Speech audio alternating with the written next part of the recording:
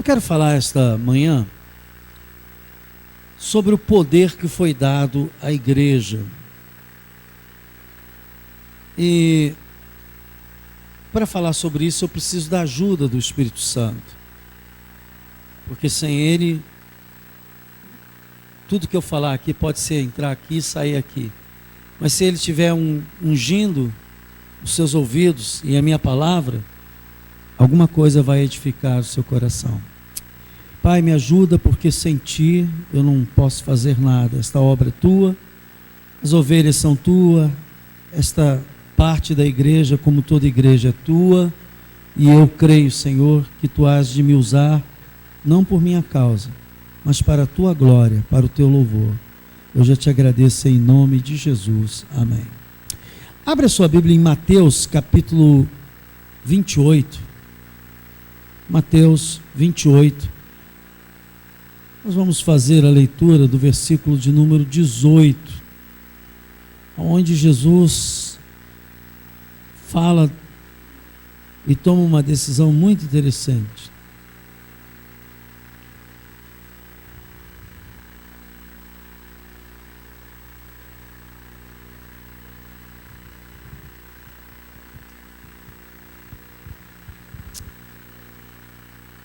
Jesus já havia ressuscitado. Vamos ler a partir do versículo 16 para você entender o contexto. Diz assim, Mateus 28, 16. Seguiram os 11 discípulos para a Galiléia. Por que 11? Porque Judas já havia se enforcado.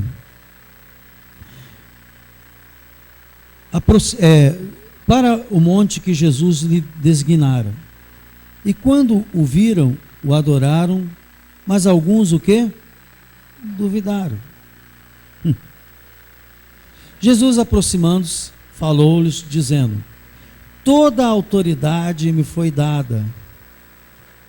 Aonde? No céu e na terra.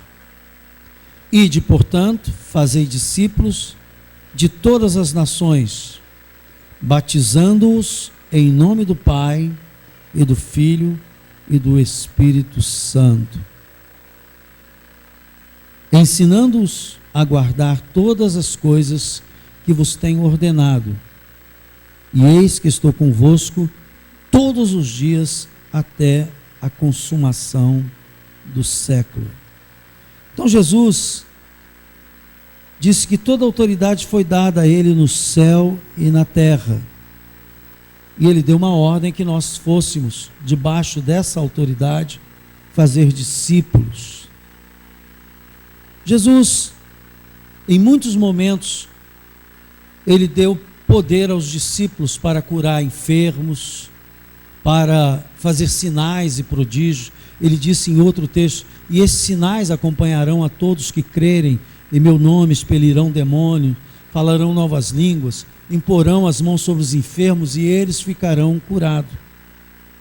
Em outras palavras, Jesus deu poder aos discípulos, e não só aos discípulos, pastor, mas eram os discípulos que andavam com ele.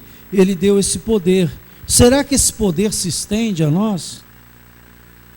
Paulo, escrevendo sobre esse mesmo tema, em Efésios capítulo 1, vem aqui comigo, ele diz o seguinte, Efésios 1, versículo 15.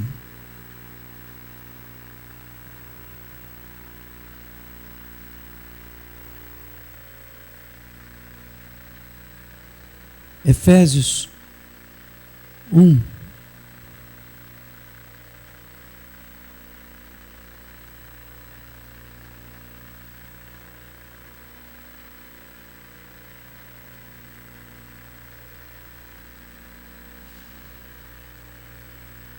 Diz assim: por isso também eu, tendo ouvido a fé que há entre vós no Senhor Jesus e o amor para com todos os santos, não cesso de dar graças por vós, fazendo menção de vós nas minhas orações. Ele está escrevendo a igreja que existia na cidade de Éfeso. Então ele está dizendo que dava graças a Deus por aqueles irmãos, né, que ele todo dia mencionava nas suas orações. Versículo 17. Para que o Deus de nosso Senhor Jesus Cristo, Pai da glória, não é da glorinha não, da glória onde Deus habita, o Pai da glória, vos conceda espírito de quê? Espírito de sabedoria, e que mais? E de revelação, de que mais? No pleno conhecimento dele. Então, ele estava orando para que Deus concedesse aos Efésios esse espírito de revelação, de pleno conhecimento. Amém?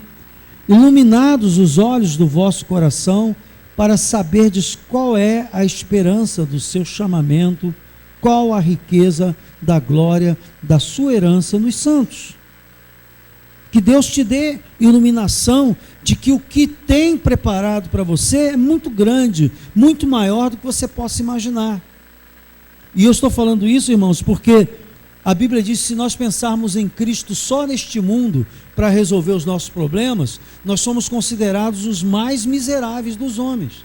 Então a nossa fé tem que transpor isto, a nossa fé tem que acreditar que há um céu, que esse céu é melhor, que tudo isso que está preparado é melhor. Amém? Eu gosto de fazer sempre uma pergunta quando eu falo isso. Quem quer ir para o céu hoje?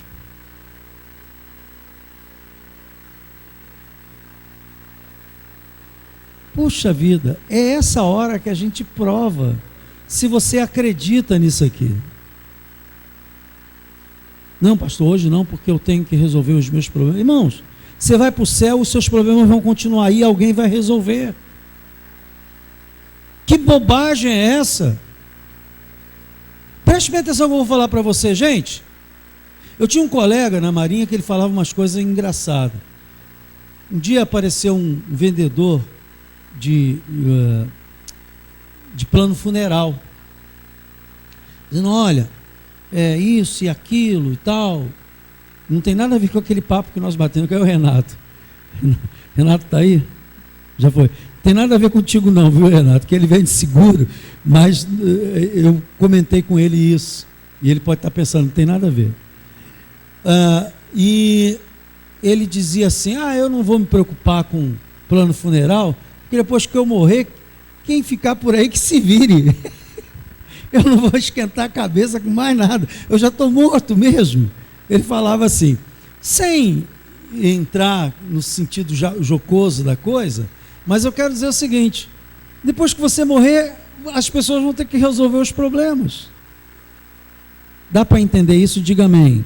Então você dizer assim, eu não quero ir para o céu agora, porque eu tenho esse problema para resolver, é uma desculpa para a ausência de fé, de acreditar que é uma vida eterna.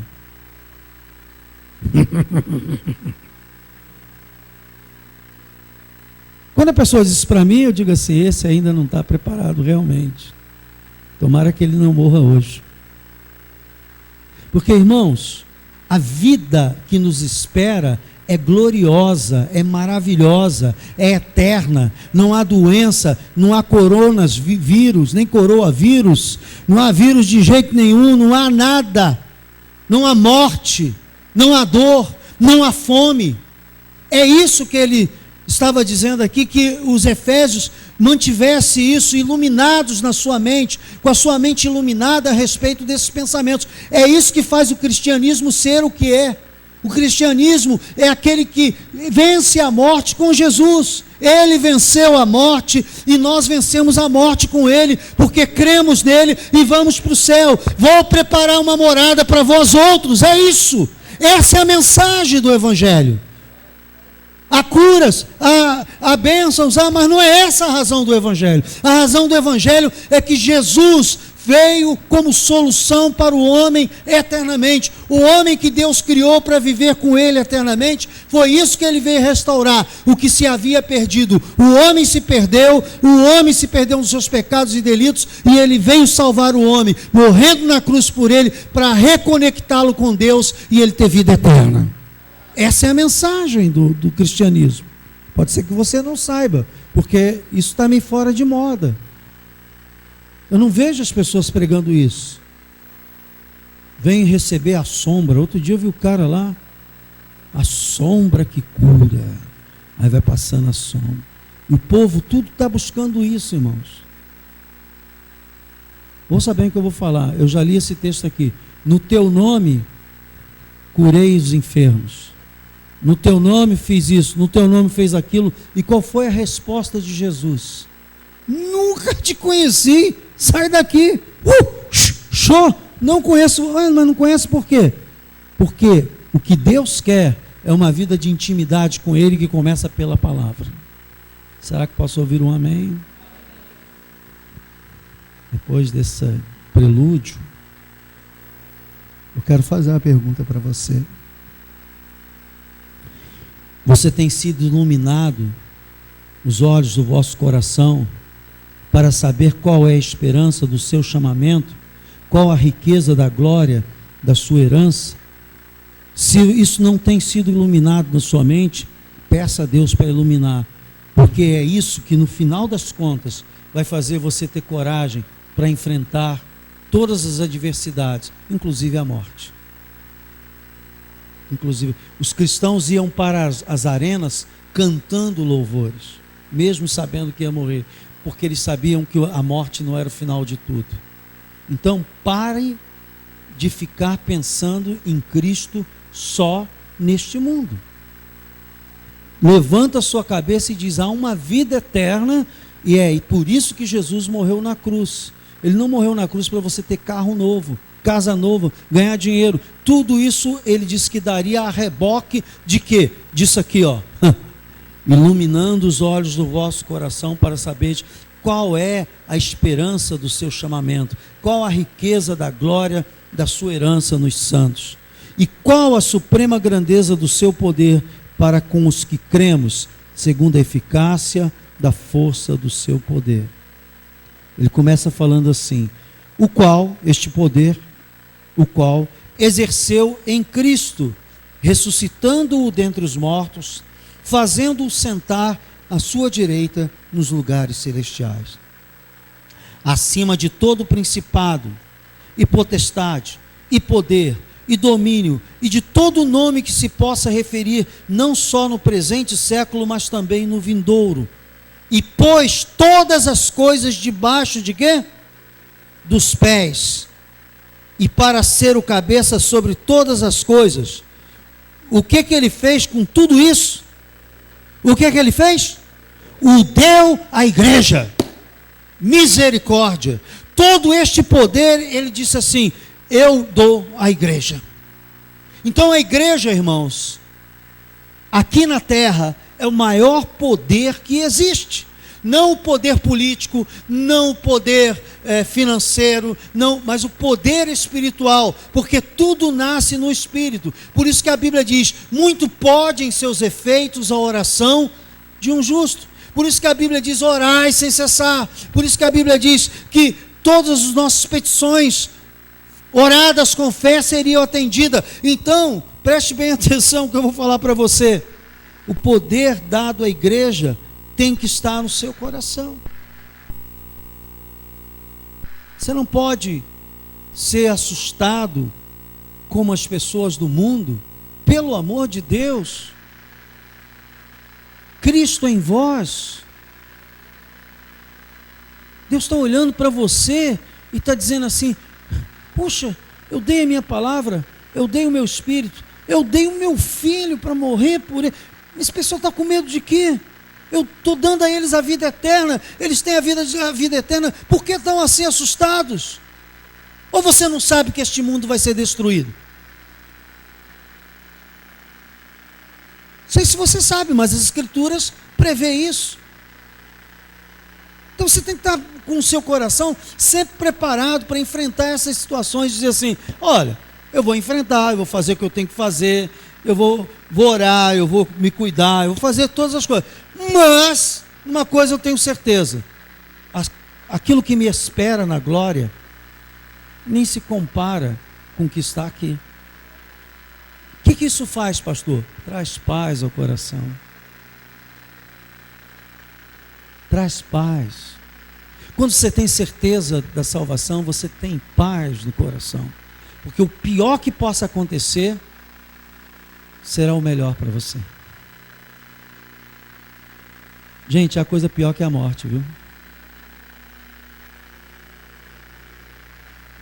Para o cristão, a coisa pior que a morte.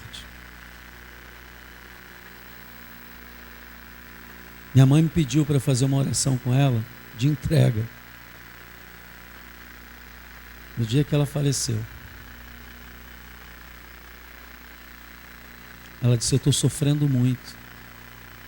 E ela disse: Deus não quer que eu fique sofrendo aqui. E ela, falei: é simples, mãe. Para minha mãe eu falei isso. Faça uma oração de entrega. Isso eu quero fazer. E eu orei com ela. E no mesmo dia nós fomos para o hospital. Quando eu deixei ela lá, eu nem cheguei em casa, ela partiu. Sabe por quê, irmãos?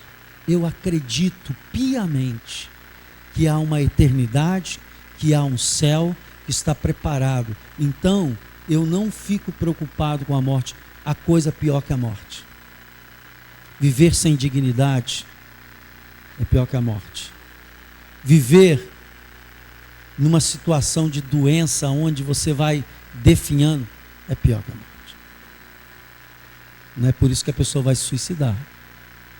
Mas nós temos a autoridade de dizer para Jesus: Senhor, se é chegada a minha hora, me leva. É assim que se trata a morte. Agora vem um vírusinho lá da China e vem com defeito, porque tudo vem com defeito. Põe uma lâmpada para minha cozinha lá, faz 1 mês e meio, já está dando defeito. Até o vírus veio com defeito. E as pessoas: que isso, irmãos? Para com isso, em nome de Jesus. Que isso? Nossa pátria é o céu, o nosso destino é o céu. Você tem que acreditar nisso de todo o seu coração. O nosso destino é o céu.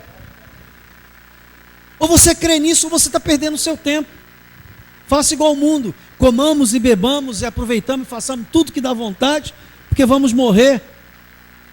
Então vai viver igual ao mundo. Agora, se você crê de verdade, você tem que entender que você vive uma vida poderosa, porque todo o poder te foi dado nos céus e na terra por meio de Jesus. Dá glória a Deus. Por meio de Jesus somos mais que vencedores. Então viva essa vida de vencedor. Saia para trabalhar como vencedor. Saia para estudar como vencedor. Saia para realizar como vencedor. Viva com a sua família como vencedor. Não viva cabisbaixo, oprimido pelo que as notícias chegam. Tem gente que deixou nessa manhã de ir às suas igrejas por causa disso. E provavelmente alguém aqui também. Não estou falando só da igreja dos outros, não. Porque começaram a falar de um vírusinho vagabundo que os chineses provocaram, sei lá de que maneira, só Deus sabe. Eles fabricam, vocês sabem que é guerra biológica, né? São vírus e bactérias fabricadas em laboratório. Eles têm capacidade técnica para fazer isso, com um nível de letalidade ou não. Estranhamente isso surge lá, uma semana onde eles teriam que dar muita comida para quase 2 bilhões. Irmãos, a China tem equivalente a quase 10 vezes a população do Brasil. Tem que dar comida para esse povo todo dia. Preste bem atenção. Uma semana, 15 dias parado foi o suficiente. Eles anunciam e no mesmo dia montam um hospital que já estava pré-montado, pré-fabricado. Fazem a propaganda, não deixa nenhum repórter, não deixa nenhuma imprensa externa ir lá verificar qual é a realidade daquilo. Para as pessoas da cidade não saírem, então ninguém sabe o que está acontecendo. Ninguém sabe o que está acontecendo. E joga para o mundo isso, as bolsas caem, eles vão lá e compram as ações das empresas melhores. Gente, que inocência. E eu fico pasmo, parvo, é que líderes não têm a capacidade de pensar isso. Sempre houve doença, há e sempre haverá. Por quê, pastor? Com o pecado, a doença entrou na humanidade. Mas que a Bíblia diz: tem de bom ânimo, eu venci o mundo, e por meio de Jesus nós temos poder para vencer todas as situações. Dá glória a Deus aí, irmãos. Agora, uma igreja que não ora não tem poder, porque não exercita esse poder. Não exercita. Sabe que tem, mas não usa. E é justamente por isso que quando eu no final do ano passado, perguntei: o que eu posso fazer que os outros não estejam fazendo? O Espírito Santo, na lata, disse assim: orar. As pessoas oram pouco. Na igreja em geral, na minha e na dos outros também. Quando eu converso com os outros pastores, poxa, o Espírito Santo me falou isso, que o pessoal ora pouco. A primeira coisa que o pastor diz é verdade. O pessoal ora muito pouco. Todos têm essa consciência.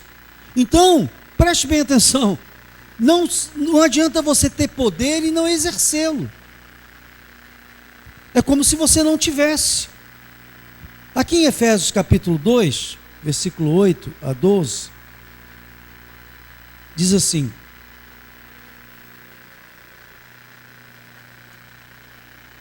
acho que é isso mesmo.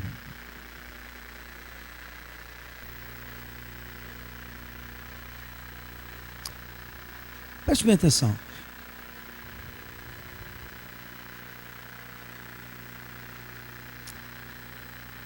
Versículo 21, só para a gente saber, do capítulo 1. Acima de todo principado, potestade, domínio, todo nome que seja possa referir, não só para exemplo. Versículo 1, e pôs todas as coisas debaixo dos seus pés, para ser o cabeça sobre todas as coisas, a qual, ele deu esse poder, a qual, igreja, é o seu corpo, a plenitude daquele que tudo enche em todas as coisas. Então, você sabe que Jesus deu esse poder nos céus e na terra. É por isso que quando você ora no nome dele, a oração é atendida. Dá para entender isso? Diga amém. Tudo que pedirdes em meu nome será atendido. Por quê, pastor? Agora, peça com fé, não duvidando no coração. Pedir as pessoas pedem, mas nem sempre estão pedindo com fé, né? Então, eu quero ler aqui o capítulo 2, dizendo assim, versículo 1: Ele vos deu vida, estando vós mortos nos vossos delitos e pecados, nos quais andaste outrora, segundo o curso deste mundo, segundo o príncipe da potestade do ar, do espírito que agora atua nos filhos da desobediência, entre os quais também todos nós andamos outrora, segundo as inclinações da nossa carne, fazendo a vontade da carne e dos pensamentos, e éramos por natureza filhos da ira, como também os demais. Mas Deus, sendo rico em misericórdia, por causa do grande amor com que nos amou, estando nós mortos em nossos delitos, nos deu o quê? Vida juntamente com Cristo, pela graça sois salvos. E juntamente com Ele nos ressuscitou e nos fez assentar aonde?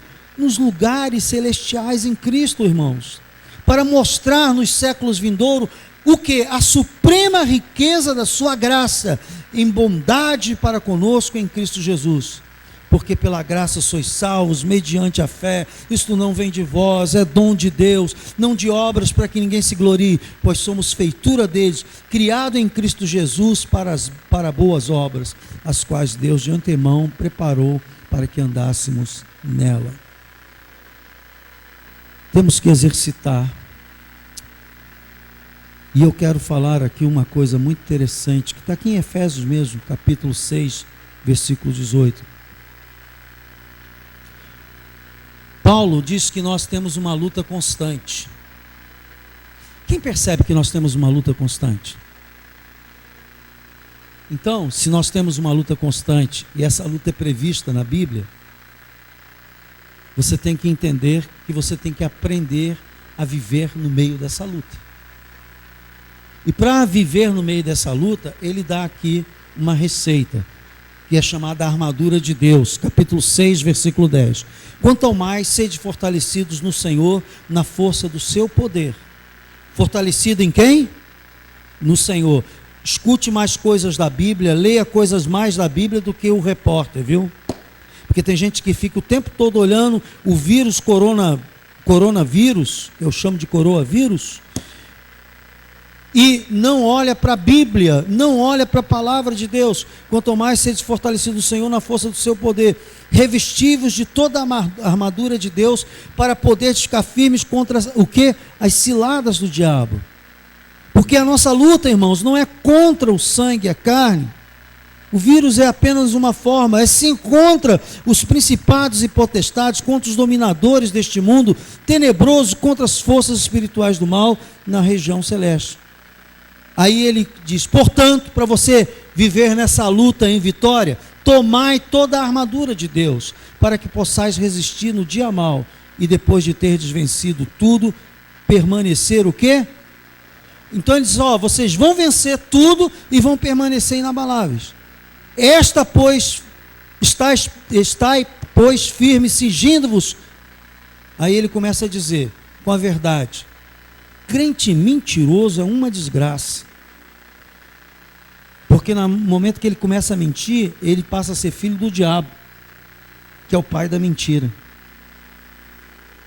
Então, muita gente está fraca na fé porque vive mentindo. Mentindo para si, mentindo para o outro, mentindo para todo mundo. Então, ele diz assim, você precisa se cingir, essa proteção, porque quem anda na verdade sempre está protegido. Vou repetir, quem anda na verdade sempre está protegido. Não tem, surpresas, não vive pisando em ovos, não vive... A verdade é essa. Às vezes a verdade no primeiro momento não agrada, mas ela é sólida. Às vezes ela não é bonita de se ver, mas ela é sólida. E você não vive com fantasma. É isso, E isso traz paz ao seu coração. Mas quando a pessoa anda na mentira, enganando assim, enganando isso, enganando aquele outro, essa pessoa, ela está desprotegida. O diabo percebe isso. Então, está exposto da verdade, vestindo da couraça da justiça. Calçai os pés com a preparação do evangelho da paz. Você caminha pela palavra. Diga isso, eu caminho pela palavra. Quando eu caminho pela palavra, eu tenho paz. Por que você está fazendo isso? Não, porque a Bíblia diz. É? E você está tranquilo? Estou tranquilo. Por que o senhor está tranquilo? Porque a Bíblia diz, 1000 cairão ao meu lado, 10.000 à minha direita, mas eu não seria atingido. E eu acredito nisso. Está entendendo o que eu estou falando? Diga amém. A palavra, ela é lâmpada para os nossos pés. Embraçando sempre o escudo da fé, com o qual podereis apagar todos os dados inflamados do maligno. Pastor, eu não teria coragem de fazer essa afirmação diante da situação. Eu tenho coragem, porque eu sei em quem tenho crido e isso não é piada para mim. E se o pior acontecer? Eu já disse aqui, o pior é promoção. Se você crê. Então, se eu não tenho medo da morte, eu vivo a vida da sua melhor maneira. Porque quem não tem medo da morte, irmão, vive a vida da melhor maneira. Você sabia disso? Você não tem medo da morte, você vive bem. Não, vivo bem, tranquilo, não vou sair fazendo besteira, mas eu vou dizer, vivo bem, não vou deixar de fazer o que eu tenho que fazer, porque estou com medo de morrer. Vou fazer o que tenho que fazer, ter as minhas preocupações, não vou, como um rapaz que eu já contei aqui, que diz assim, não, eu ando armado com a Bíblia, vou lá falar para o traficante. Entrou lá na área, traficante, com a Bíblia na mão, o cara disse assim, e aí, tá armado? Ele, tô! Aí o cara, pá! Deu um tiro, matou ele. O rapaz era jovem da minha igreja, bom sucesso. Robson, né? Ele sabe disso. Não é história não, irmão. Eu vou fazer isso. Isso aí é idiotice, é loucura. Mas não vou ficar com medo de abrir um grupo de vida num lugar aonde está precisando da luz de Jesus. Está entendendo o que eu estou falando? Diga amém. De fazer uma reunião, um culto, uma visita. Não vou deixar de fazer isso, de cumprir o meu ministério. Embora todo lugar que eu entro, todo mundo pensa que eu sou da polícia, né? Até os caras acreditam que eu não sou, eu tenho que mostrar documento e tudo. Bíblia não basta. O exercício deste poder na oração. Se você for vindo aqui, você vai ver uma coisa muito interessante.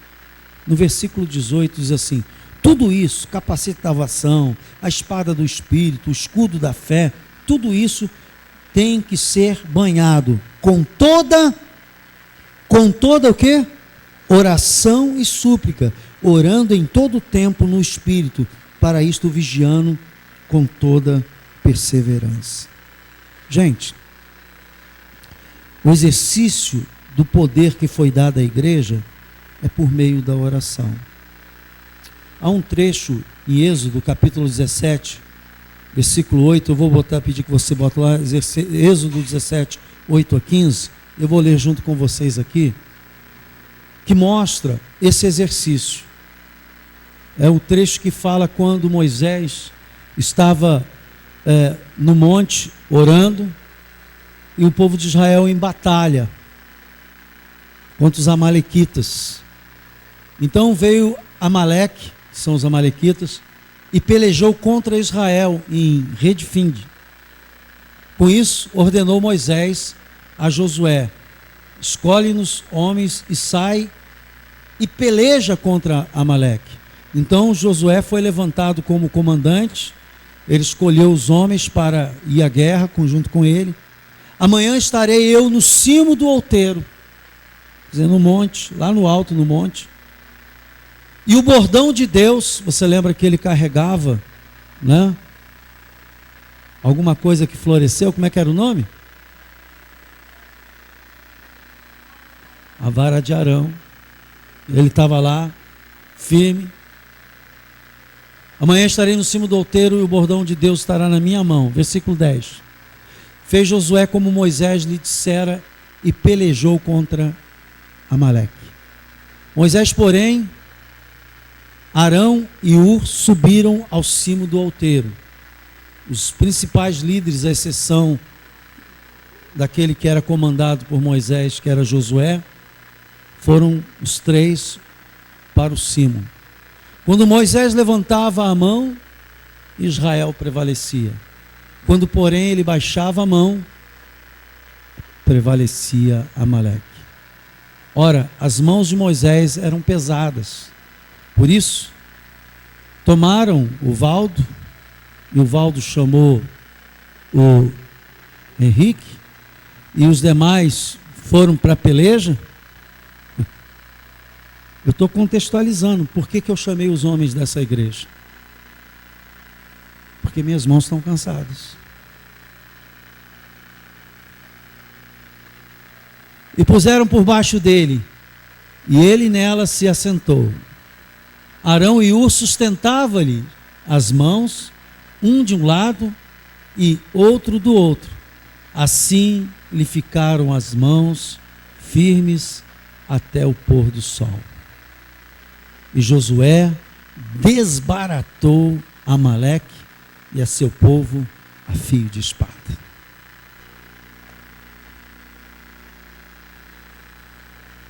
A Bíblia diz que Deus nos colocaria por cabeça e não por cauda. Nós estamos no meio de uma batalha, irmãos. Nosso país está no meio de uma batalha, nossa sociedade está no meio de uma batalha, a igreja está no meio da batalha, que ela está sendo invadida por tudo que não presta. E essa é a hora da gente estar exercitando o poder da igreja pela oração. Mas não pode ser uma coisa superficial. Tem uma coisa que tem que vir das tuas entranhas. Não pode ser apenas uma oração formal, religiosa. Tem que ser uma oração de consciência, de entendimento, de profundidade. Muitas vezes de lágrima, muitas vezes de grito, de choro. Tem que ser algo que saia lá do dentro. Para que Deus perceba que nós acreditamos realmente quem Ele é, quem nós somos e o que pode ser feito para a glória dele. Que Deus possa despertar você. E mesmo que você não possa estar aqui, por algum motivo, num dos dias da semana orando, você comece a entender que a vitória que você precisa tem que estar debaixo de constante oração, porque o poder é exercitado pela plena e constante oração. Por isso que a Bíblia diz: orai constantemente orando, para que você se proteja, para que você ataque, para que você tenha vitória. Não é orar e esquecer, orar ali e deixar, não. É viver nesse espírito de oração, porque é desta forma que a gente vence. Vamos ficar de pé.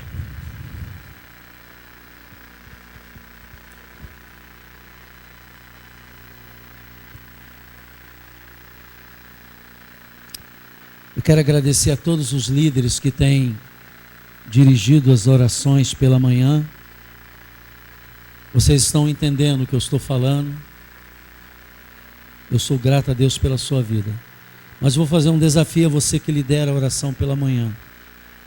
Chame alguém para estar ao seu lado. Diga assim: olha, nessa oração eu sou Moisés, você vai ser o meu Ur. E qual era o outro mesmo? Arão. Você vai ser o meu Arão e você vai ser o Ur. Porque onde estiver 2 ou 3 reunidos no nome do Senhor, Ele estará. Então você já criou as condições bíblicas, espirituais, para Jesus estar ali no meio. E não só, se algum momento a sua mão baixar, alguém vai levantar. Então eu convoco os líderes a ir fazer discípulo nesse particular, de estar aqui com vocês e dizer assim: ó, você vai ser o meu Arão e você vai ser meu Ur. O dia que eu não puder estar aqui, você vai estar. No dia que eu não estiver bem para orar, eu vou estar aqui, mas você vai orar. E assim você vai treinando gente para a glória de Deus. Pai, eu quero te agradecer em nome de Jesus, porque eu sei que todo o poder foi dado a Jesus no céu e na terra. E assim Ele transferiu este poder para a igreja. E ainda disse mais, que Cristo estaria em nós, e essa é a esperança da glória, que nós tivéssemos a consciência disso e exercitássemos esse poder para que muitos sejam salvos, para que muitos conheçam a verdade e sejam libertos, para que nós mesmos, Senhor, possamos chegar diante do Pai naquele dia e dizer: aqui estão os talentos que Tu me deste e eu os multipliquei para a glória do Teu santo nome. Pai, cria sempre no coração de cada um de nós essa santa alegria de ir para o céu, essa santa alegria de estar contigo hoje e eternamente, e nos dá, Senhor, a consciência do poder que nós temos por meio da oração, para alterar governos, para alterar pessoas. Nós não mudamos, mas o Teu poder muda, Senhor. Nós não mudamos, gente, mas o Teu poder age para mudar. Que, Senhor, o Teu povo seja despertado e não fique acuado, com medo, Senhor, porque todo o poder foi dado nos céus e na terra através de Jesus, a Tua igreja, Pai. Cria, Senhor, músculos espirituais para enfrentar, Senhor, as crises pessoais, as crises coletivas e saber que só o Senhor é Deus. Muito obrigado, Pai, em nome de Jesus, e que o povo de Deus diga amém. Meus irmãos, que o Senhor te abençoe e te guarde, faça resplandecer sobre ti o seu rosto e te dê a paz. Que o amor de Deus e as consolações do Espírito Santo sejam com todos vós. Eu vos abençoo em nome do Pai, do Filho e do Espírito Santo. Amém. Ó, beijinho santo. Vamos em paz.